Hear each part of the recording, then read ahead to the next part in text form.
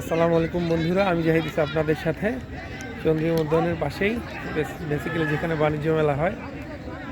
আজকে 28শে নভেম্বর 2025। শীত অনেকটাই শুরু হয়ে গিয়েছে। আমি আপনাদেরকে একটু দেখাবো এইখানে ঢাকায় মাঠের স্বল্পতার কারণে কোথাও যদি ছোট একটা মাঠ থাকে অথবা একটু বড় মাঠ থাকে কী পরিমাণ সেখানে ভিড় হয় চলুন আপনাদের একটু দেখাই। দেখেন এই মাঠটা শীতের এই সকালে আনায় কানায় ভরে গিয়েছে। 3 ধরনের ঠাই নেই। দেখেন বিভিন্ন এলাকা থেকে তরুণরা এসেছে খেলতে, মোস্টলি সবাই ক্রিকেট খেলছে। পাশে আমরা শেরেবাংলা কৃষি বিশ্ববিদ্যালয় দেখতে পাচ্ছি। এখানে ফাঁকা মাঠের মাঝখানে একটা চমৎকার তাল গাছ দাঁড়িয়ে আছে।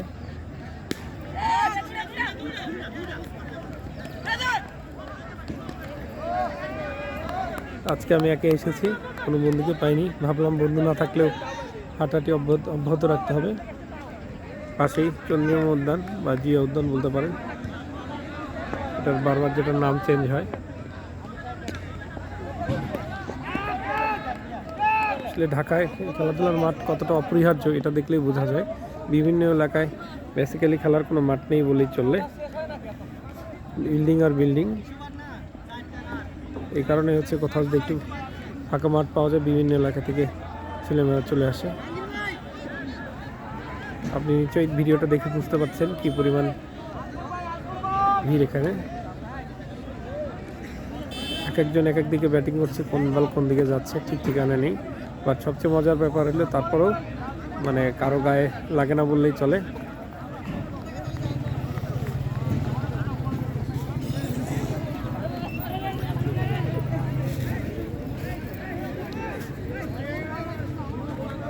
আমি চন্দ্রিমা উদ্যানে অনেকক্ষণ হাঁটাহাঁটি করেছি, ভাবলাম এবার বিদায় নেবার পালা, তাই ভাবলাম চলে যাই। মাঠের এই অংশটায় আবার ছোটোখাটো বাণিজ্য মেলা হচ্ছে।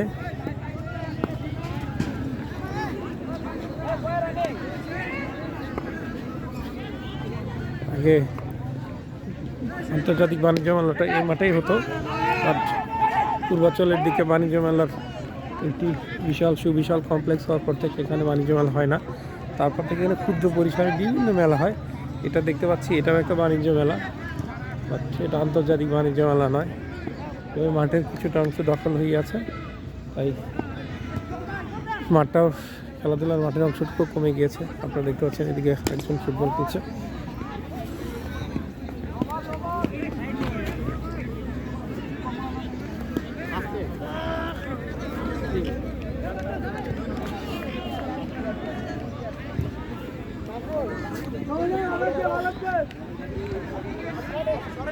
পাশে আপনারা গণভবন কমপ্লেক্স দেখতে পাচ্ছেন, যেটা রেনোভেশন চলছে না, এখন এটাকে চুলাই আপরাইজিং মিউজিয়াম বানানো হচ্ছে। আপনারা দেখেন জাস্ট এই মাঠটার পাশে যে ভবনটা দেখতে পাচ্ছেন, লাল ভবনটা,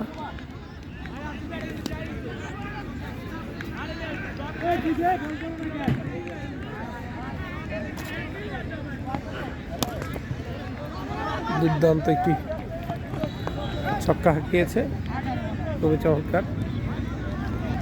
আমি আপনাদেরকে একটু দেখানোর চেষ্টা করলাম চারপাশে আসলে কী পরিমাণ ব্যস্ততা এই সকালে।